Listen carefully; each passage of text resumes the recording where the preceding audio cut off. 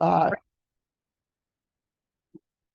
Proud of my team. Obviously we wanted to win this game and end the regular season, but now to find out we're the number 5 seed in the SEC as we close this regular season chapter, couldn't be more proud of what we done.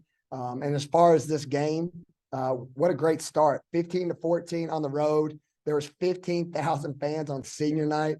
This place was electric. And like I've said to my team, there's so many great things that we can take from this game because we're going to be in this situation come NCAA tournament where we're on somebody's home court where it was absolutely loud. We couldn't hear.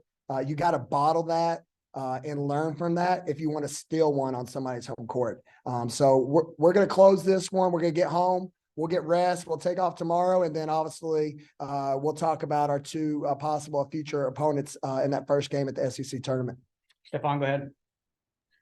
Yeah, I was curious, we had talked after the Arkansas game about playing in this environment. I guess, how do you feel, your team handled the noise and kind of, all that comes with playing at LSU?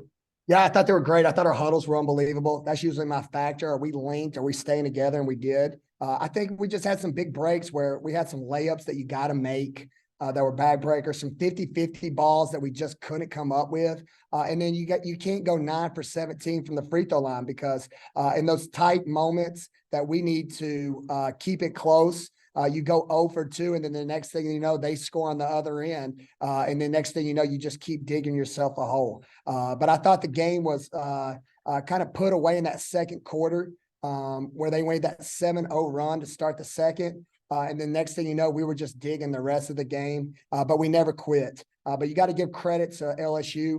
They're one of the top programs in the country. Angel Reese, obviously I changed my starting lineup and went big because my goal was to keep them off the boards. They ended up winning the boards 48-26. And then obviously Angel Reese had 26. And what makes her special is her second hop. She just has an ability to get in the body and then immediately jump up when she misses it, and it just breaks your back. So we try to practice for it, but until you see it, it's just another level. But again, I'm proud of the fight. I'm proud of how hard we digged, and we'll learn from this and grow. Colin, go ahead. Yeah, I was going to ask about Angel Reese, so thank you for that. Just kind of adding on to what you talked about in your opening statement. I mean, playing in front of 15,000 on the road, I know that you really valued that experience coming into this game, and you guys have had a tough time on the road in the SEC this year. How do you look at this experience now? I mean, you haven't had a whole lot of time to process it, but just, first impression. Yeah, I mean, to your point about comparing it to other road games, we won the first quarter. I don't know how many times we can say that on other road trips where we didn't show up, and next thing you know, first 5 minutes, you're like, God, did they even get off the bus? So again, my kids were ready. But again, it just comes down, you got to execute. You got to make free throws. We had some ball screen coverages we worked on all week that we didn't guard well. They made tough layups. We try to keep them on one side of the floor. And we just couldn't come up with the big stops. And whether we did get them to take a bad shot, then they got a rebound. But again, that's why they're one of the top 5 teams in the country. I give a lot of credit to Kim Mulkey and the environment she's created. There was probably already 2,000 people outside when we pulled up an hour and a half before the game. They've got a special thing here, but we got a special thing. She was very complimentary to me after the game, talked about how we got an NCAA tournament team and we're turning this around. So I just, again, just happy for the opportunity, obviously disappointed with the outcomes. But like we said all year, we'll bend, but we're not going to break. We'll get back to work and let's see if we can't make them run for the SEC tournament. Robbie, go ahead. Hey, Sam, rebounding, you mentioned that briefly, and I mean, 48-26, it was close there in the first half, and they just really took over there in the second half and 24 second chance points. How deflating was that, and what did you see from them that was allowing them to get the edge there on the boards? Yeah, I don't know if it's so much deflating as you try to prep for Angel Reese, but until you play her, you really can't. Our kids just can't understand. No offense to our scout team, but they're not Angel Reese. And those are some pretty athletic male practice players. They're just Angel Reese is special. Like I said before we went to the game, I turn on the TV and every day she's having a 20 and 20. So again, I didn't start Poe because I wanted to put size on her. And we put size and she still got numbers.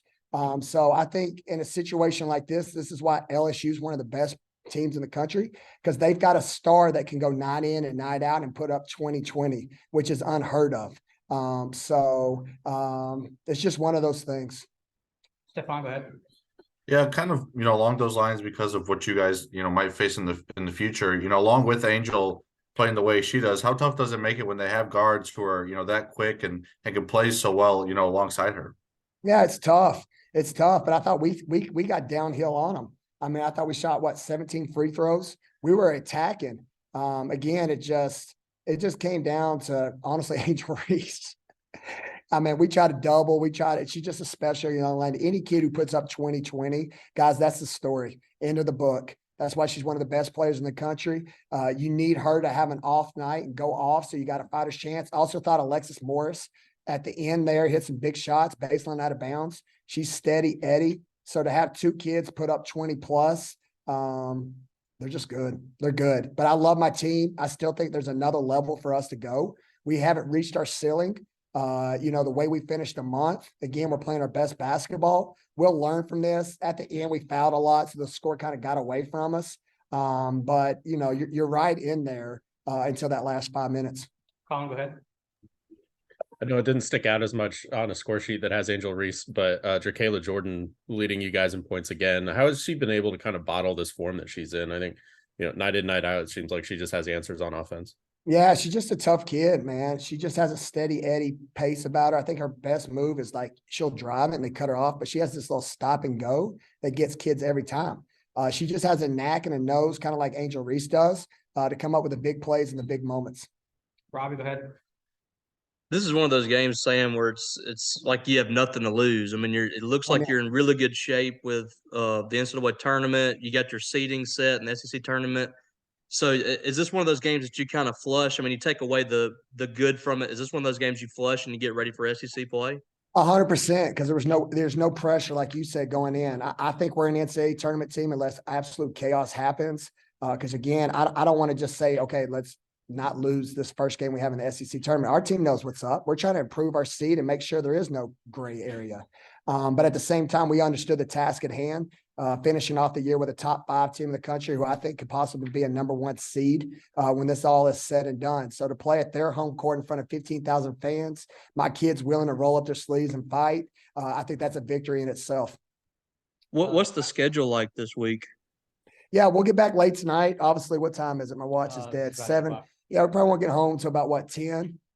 So when we get home from 10, we'll be off tomorrow. We got to get massages because we got to prepare for 4 games? Potentially. Yeah, potentially 4 games. So it's not going to be a hard practice. We'll practice Tuesday at 12, and then we're on a flight. We're in South Carolina Tuesday night.